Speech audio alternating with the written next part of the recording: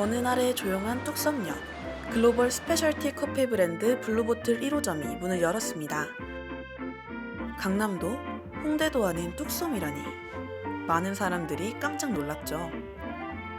하지만 이곳 뚝섬, 아니 조금 더 정확히 말해 서울숲길은 블루보틀 이전부터 커피 마니아들이라면 꼭 가봐야 할 곳으로 유명했답니다.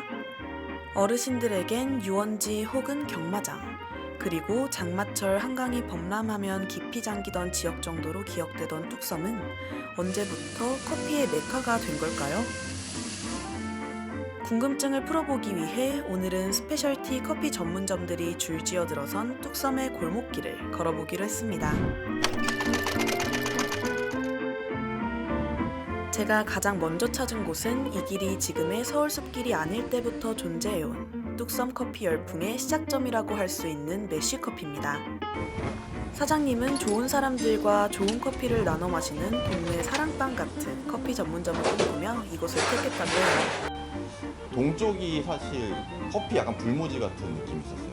그러니까 홍대 쪽이나 이런 데는 작은 가게들도 개성 많은 가게도 엄청 많고 잘 되는 가게들도 많았는데 동쪽만 넘어오면 이상하게 로스터리도 거의 동네 근처에는 거의 없다시피 하는 거니까 저희한테는 되게 좋은 찬스였던 거죠. 카페를 둘러보면 한켠에 자리 잡은 거대한 로스팅 기계가 가장 먼저 눈에 띄는데요. 정작 앉을 공간은 거의 없네요. 지금이야 이런 스탠딩 커피점이 많이 보이지만 2015년 당시만 하더라도 테이블 하나 없는 가게라며 놀림받기도 했답니다. 그러니까 우리나라 커피 문화가 진짜 많이 바뀌었잖아요. 드라마틱하게. 예전에는 테이블 없다고 엄청 놀렸거든요. 이렇게 작은 가게에서 장사를 하는 얘기도 진짜 많이 들었었는데 지금은 그런 얘기들이 다 없어졌어요. 대신 사람들은 카페 밖에 놓인 노란 상자 의자에 앉아 커피를 마십니다. 지금은 이 노란 의자가 인싸들의 사진 촬영 장소로 인기를 끈다네요. 메쉬커피의 신메뉴 킥플립을 한 잔 사들고 다시 골목을 걷다 보니 또 어디선가 커피콩 볶는 고소한 냄새가 솔솔 풍기네요. 냄새에 이끌려 저도 모르게 센터커피로 들어왔습니다. 센터커피는 서울숲길 일대를 스페셜티 커피 골목으로 자리매김하게끔 한 1등 공신으로도 꼽히죠. 이날 운이 좋게도 매장 아래층에 위치한 로스팅실에서 박상호 로스터가 콩을 볶는 모습을 처음부터 지켜볼 수 있었는데요. 뜨거운 열기 속에서도 15분 가까운 시간 동안 꼼짝 않고 로스팅실을 지키던 로스터의 모습이 특히 인상 깊었습니다. 덩달아 저도 조금 더워져서 커피 한 잔을 더 마시기로 했습니다. 바리스타가 직접 내려준 커피 한 잔을 손에 쥐고 창가에 앉으니 서울숲에서 살랑 바람이 불어와 땀을 식혀주네요. 이 행복. 센터커피가 이곳에 자리를 잡은 이유가 한 번에 이해됐습니다. 이 뚝섬이라는 곳이 약간 사람들이 많이 생소해하는 장소이긴 한데 저는 제일 큰 부분은 서울숲 때문이었어요. 서울숲 공원이 바로 옆에 있다는 도시, 큰 대도시 속에 바로 옆에 서울숲을, 카페 옆에 바로 서울숲이란 이런 자연을 품을 수 있다는 게 기분 좋은 숲바람을 안고 다음에 찾은 곳은 조금 특별한 커피숍입니다. 서울숲길 초입의 퍼슨비인데요. 건물의 지하와 1층은 일반인에게도 개방하는 커피숍으로 2층은 소셜 벤처들의 공유 사무실로 꾸려가고 있다고 합니다. 사실 사장님의 주 업무는 스타트업 엑셀러레이팅인 셈인데요. 혁신적이고 좋은 기업을 길러내겠다는 목표에 걸맞게 카페 곳곳에도 가치 지향적인 부분들이 돋보입니다. 보다 그런 서스테이너블한 가치를 전달해드리고 싶어서 저희가 그 요소들을 많이 접목시키려고 하고 있습니다. 저희가 이제 사용하는 원두도 굉장히 친환경적이고 유기농적인 생산 방식을 고집해서 환경에 좀 나쁜 영향을 미치지 않는 형태로 커피를 재배해서 이렇게 좀 지속 가능하게 수산하는 형태로 원두를 고집하고 계시고 저희 뜻에 잘 부합한다고 생각을 해서 이 원두를 이제 채택해서 사용하게 됐고요. 근데 매장 내 사용하고 있는 컵 같은 경우에도 생두 껍질로 이제 만들었거나 그런 커피 찌꺼기를 통해서 다시 이제 새로운 좀 친환경 재료와 함께 만들어진 컵 그런 것들 사용하고 있고. 오늘의 마지막 방문지는 파란 대문이 인상적인 모멘토 브루어스입니다. 잔뜩 기대를 안고 문을 열었는데 사실 순간 당황했어요. 공간은 넓은데 앉을 수 있는 곳을 찾을 수 없었거든요.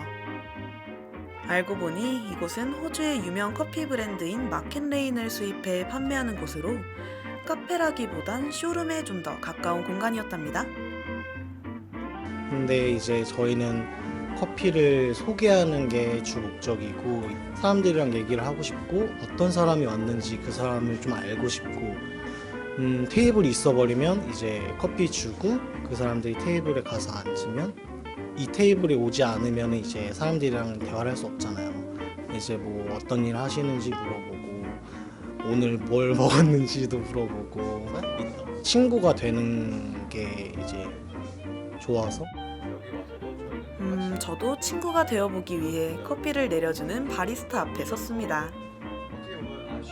그냥 묵직한 카라멜 단내로 보여주시고 저희는 이렇게는 묵직한 다크 초콜릿 시작해서 과일 쪽으로 가서 저희는 자두로 표현하고 있어요.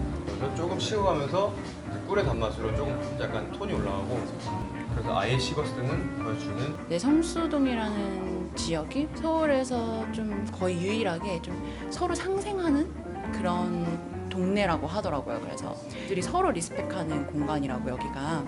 저희가 완전 큰 대로변보다 이 골목 속이라고 해야 되나? 약간의 골목을 자리 잡게 된 것도 좀 더 관심 있으신 분들이 오신 것도 저희가 원한 것 같기도 했었어요. 그래서 그냥 커피를 그냥 목축임의 음료, 추울 때 따뜻하게 마시는 그 음료가 아니라 정말 와인처럼 뭐 향신료처럼 내가 좋아하는 맛들이 선택할 수도 있고 정말 다양하고 그걸 사람들하고 공유하고 싶었어요. 좀 쉽게 다가갈 수 있는 거를 저희가 하고 싶었어요. 그런데 이런 스페셜티 커피들을 마시다 보니 문득 걱정이 되더라고요. 블루보틀이 근처에 생겼으니까 망하면 어떡하지 하고요. 젠트리피케이션 문제도 있잖아요. 하지만 사장님들의 답변은 의외였습니다. 블루보틀이 오픈해서 더 좋다는 의견들이 더 많았거든요. 처음에는 사실 걱정하는 카페들이 진짜 많았거든요. 큰 강남이나 이런 데 들어서 사실은 영향이 적었겠지만 작은 동네의 작은 가게들은 사실 큰 타격을 받을 수도 있잖아요. 오히려 생각보다 그 줄이 너무 기니까 뭐 옆으로 가는 경우도 생기고 왔는데 검색해보고선 아 여기 성수동에 되게 좋은 카페들이나 좋은 레스토랑이 있다는 발견하는 계기도 됐어서 좀 시너지가 나오고 있는 것 같은 느낌이 있어요.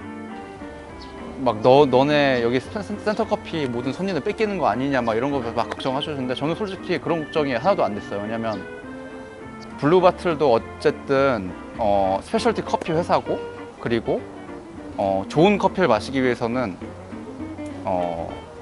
조금 더 기다려야 되고 브루잉이라는 것도 10분, 15분 기다려야 되고 근데 저희도 처음에 열었을 때 그게 문제였거든요.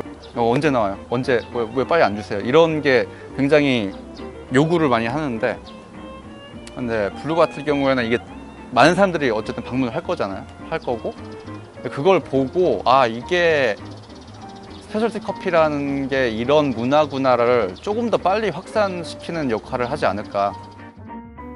저마다의 이유와 저마다의 커피로 서울 숲길을 향긋하게 만드는 사람들의 이야기 어떠셨나요?